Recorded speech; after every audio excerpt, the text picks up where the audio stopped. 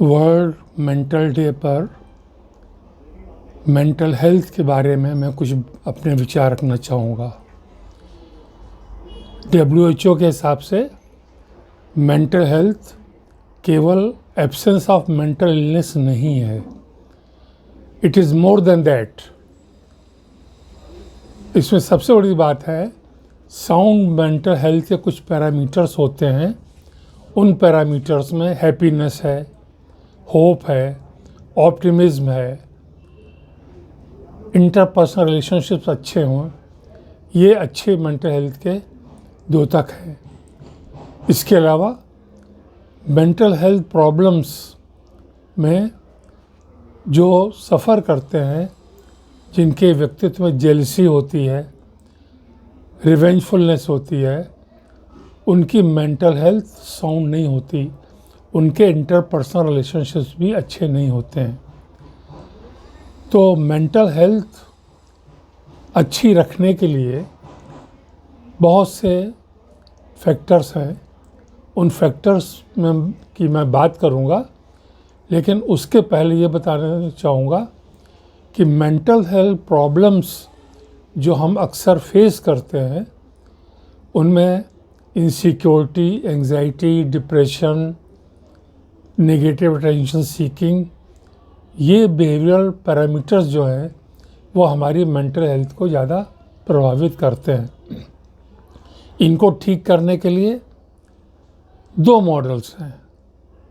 एक है clinic model, जिसमें काउंसलर अपनी टेक्निक्स लगाकर के इंटरवेंशंस के द्वारा इन प्रॉब्लम्स को सॉल्व करने की कोशिश करता है।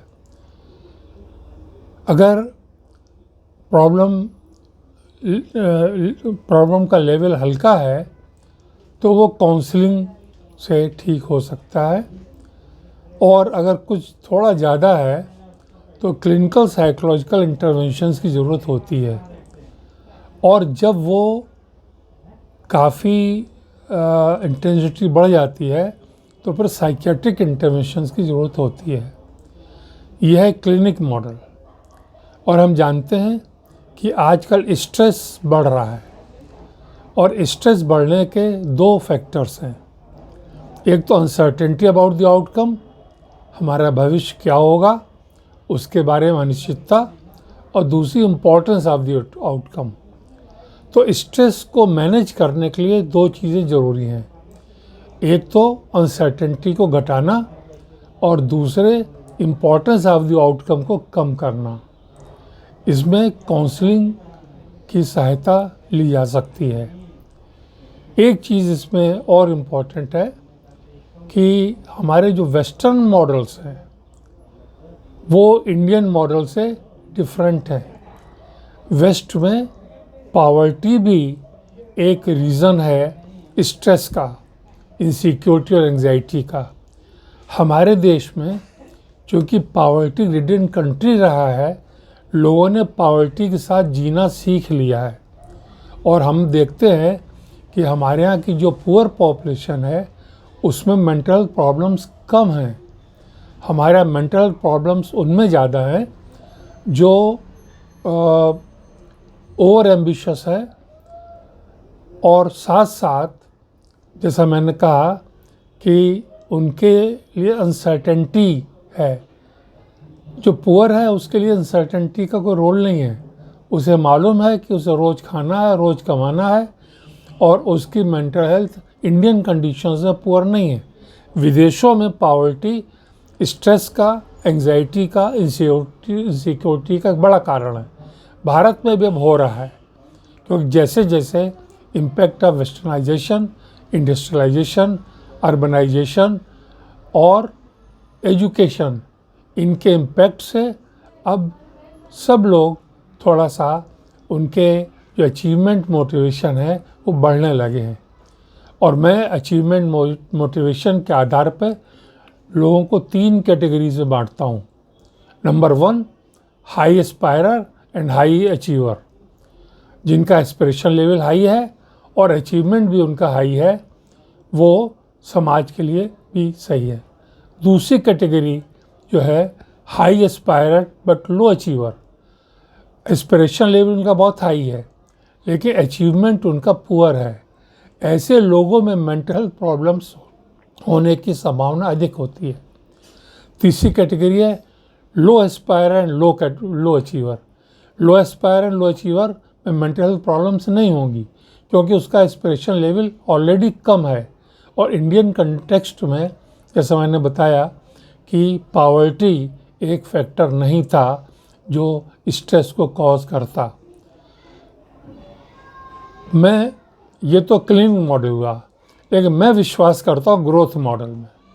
ग्रोथ मॉडल में ये प्रिवेंटिव मॉडल है और इस प्रिवेंटिव मॉडल के तहत हम शुरू से अर्ली, और इसकी मैं बात करता हूँ पॉजिटिव पेरेंटिंग और पॉजिटिव स्कूलिंग की।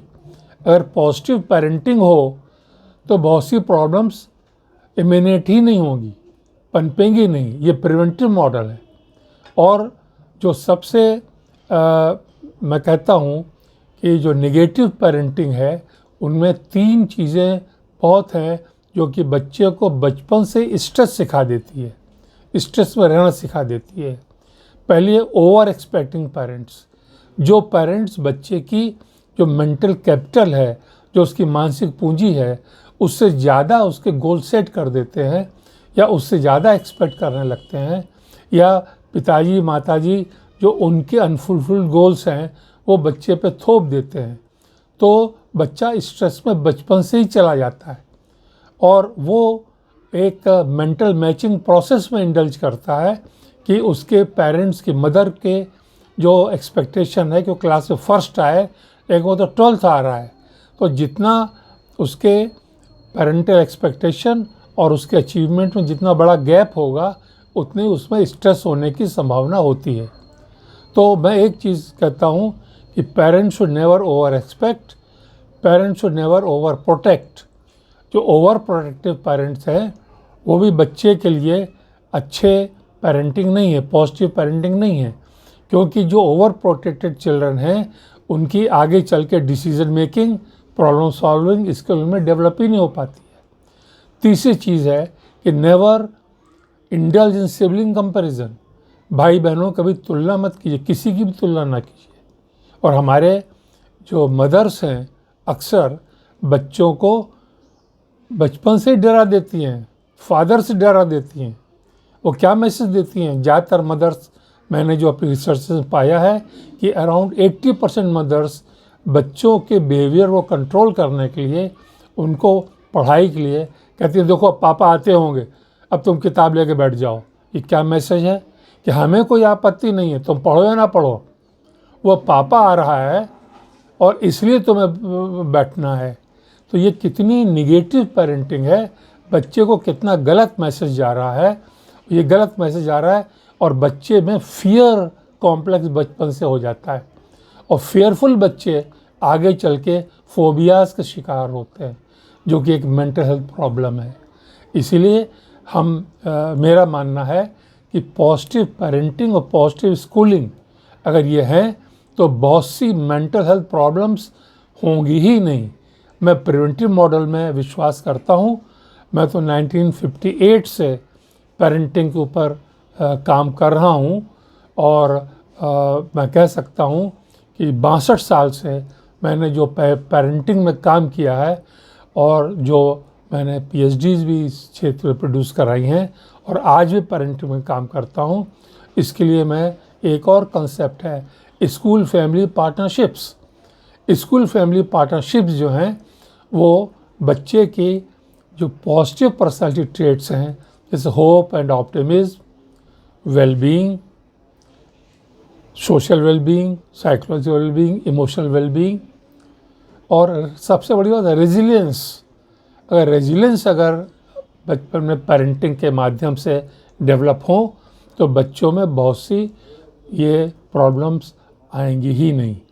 तो व्यूअर्स, मैं कहना चाहता हूँ कि और एक और कंसेप्ट है CASEL, collaborative academic social emotional learning. हमारे पेरेंट्स और टीचर्स और स्कूल आज पे फोकस करते हैं उसके एकेडमिक लर्निंग पे कि उसके रैंक कितनी आ रही है, कितने % मार्क्स आ रहे हैं, इस पे फोकस करते हैं। इस पे फोकस नहीं करते हैं कि उसकी सोशल इमोशनल लर्निंग क्या हो रही है, रिजिलेंट हो रहा है कि नहीं, होप और ऑप्टिमिज्म डेवलप हो रही है कि नहीं। ये सारे पैरामीटर्स सोशल इमोशनल लर्निंग के हैं। तो आज जो नया कंसेप्ट है CASEL, collaborative academic social emotional learning, इन पर बल दिया जाए और स्कूल फैमिली पार्टनरशिप्स, और उसमें ये स्कूल में भी काउंसलिंग की ज़रूरत है, पेरेंटल काउंसलिंग। मैं पेरेंटल काउंसलिंग आज 50 साल से ज़्यादा से कर रहा हूँ।